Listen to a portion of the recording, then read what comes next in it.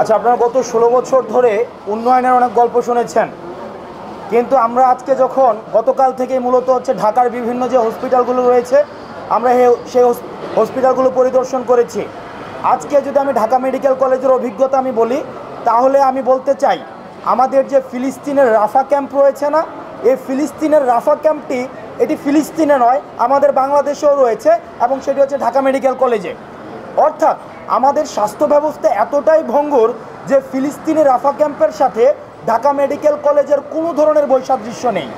অর্থাৎ বিগত সরকার আমাদের এই স্বাস্থ্য খাতকে জানাজা করে দাফন কাফনও সম্পন্ন করে দিয়েছেন। এই ভঙ্গুর যে স্বাস্থ্য খাতটি সেটিকে আবার পুনর্জীবিত করতে হলে আমাদের ইনক্লুসিভ বিভিন্ন ডিসিশন প্রয়োজন, ইনক্লুসিভ পলিসি অ্যাডপশন প্রয়োজন। সেই জায়গা থেকে আজকে আমাদের হেলথের যিনি এডিজি মহোদয় ছিলেন ওনার সাথে আমার কথা হয়েছে এবং উনি এবং ঢাকা মেডিকেলের পরিচালক ওনাদের সাথে আমাদের ফলপ্রসূ আলোচনা হয়েছে। ওনারা আমাদের আশ্বস্ত করেছেন যদি লাল ফিতার দৌরাত্ম্য না থাকে, যদি রাজনৈতিক আধিপত্য না থাকে, যদি কোনো ধরনের পলিসি ম্যানিপুলেশন না থাকে, টেন্ডারবাজি বা মাফিয়াতান্ত্রিক যে প্রবণতা, স্বৈরতান্ত্রিক যে প্রবণতা সেটি যদি না থাকে, তাহলে 90 দিনের মধ্যে এই স্বাস্থ্য খাতকে ওনারা জনমুখী স্বাস্থ্যখাত হিসেবে আমাদেরকে উপহার দিতে পারবেন।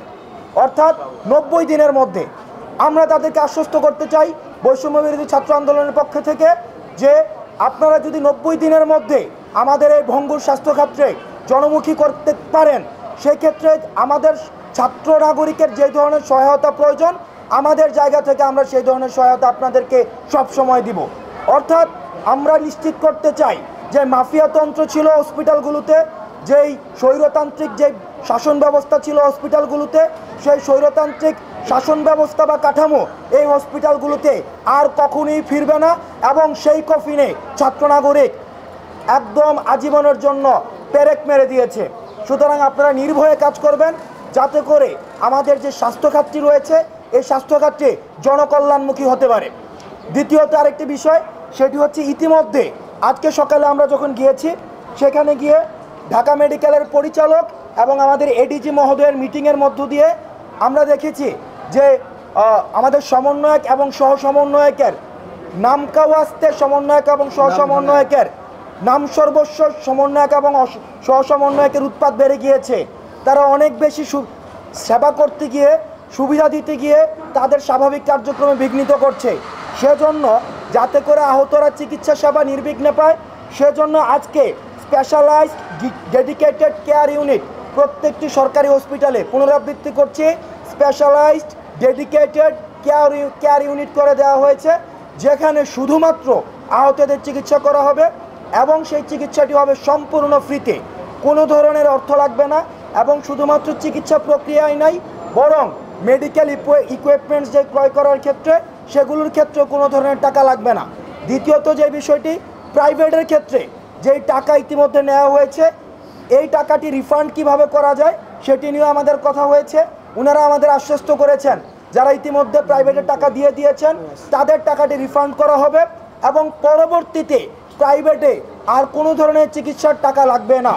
অর্থাৎ আমরা যদি দেখি আহতদের চিকিৎসার সরকারি এবং বেসরকারি খাতের যেই সেবাটি রয়েছে সেই সেবাটি সম্পূর্ণভাবে ফ্রি করে দেওয়া হয়েছে, আজকে থেকে সম্পূর্ণভাবে ফ্রি। আর আরেকটি সচেতনতা, আমরা গণমাধ্যম কর্মীদের আপনাদের হচ্ছে সহযোগিতা চাই। সেক্ষেত্রে আজকে আমরা যখন নিটোরে গিয়েছি, নিটোরে গিয়ে দেখি সমন্বয়ক এবং সহ সমন্বয়ক পরিচয়ে ব্যানার টানিয়ে সেখানে ফান্ডিং করা হচ্ছে, সেখানে ফান্ড কালেকশন করা হচ্ছে এবং আমরা হাতে নাতে টাকা সহ 1,80,000 টাকা সহ একটা পক্ষকে আমরা ধরেছি। আমরা স্পষ্ট করে দিতে চাই বৈষম্য বিরোধী ছাত্র আন্দোলন 5 জুন থেকে যখন আন্দোলনটি করছে আজকে পর্যন্ত আমরা কোনো ধরনের আর্থিক লেনদেনের সাথে সম্পর্কিত না, একটা টাকাও আমরা আর্থিক লেনদেনের সাথে সম্পর্কিত না।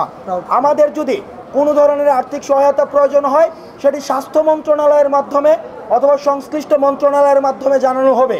যারা বৈষম্য বিরোধী ছাত্র আন্দোলনের পরিচয়ে চাঁদাবাজি অথবা বিশেষ সুবিধা দাবি করবে আমরা আপনাদেরকে আহ্বান জানাবো, তাদেরকে আপনারা নিকটস্থ থানায় সোপর্দ করবেন।